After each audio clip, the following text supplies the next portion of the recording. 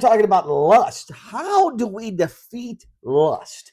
Well, let's dive into that and let's look at it. First, let's understand what lust is.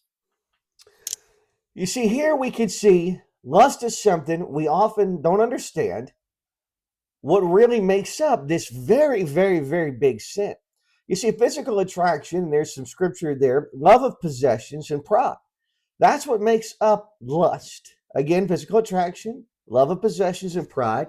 And there's some scriptures in here for reference. If you want to screenshot it, you can take a look at it and reference those scriptures. But let's take a look at what the Bible has to say about how we overcome lust. Here's some good sound advice right here. Take a look at that up top there. Don't stare at it wistfully. Don't get as close to it as possible without touching it. Run away from it. That means we don't want to get as close as we can to it and get really close to it. And then, how close to the line can we get? How close to the line can we get? And no, run away from it. Run away from it. As you can see here in Proverbs, it says, don't even think about it. Don't go that way. Turn away. Keep moving. In Matthew, keep watch and pray so that you will not give in to temptation. These are things that are important. Here's some words from Jesus. But I tell you that everyone who looks at a woman lustfully has already committed adultery within his heart. That's in Matthew's gospel. And that's heaven's best telling us, look, in the beginning, it said, thou shalt not commit adultery. Jesus came in and he cranked it up. He cranked it all the way up and he said, hold on, wait a minute now. If you even look at a woman with lust in your eyes, you've committed adultery.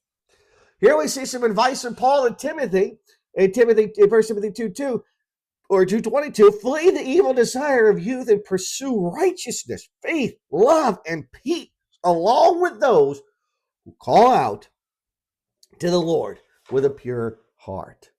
That's so. Here Paul warns the Ephesians. I'm going to move myself up out of the way.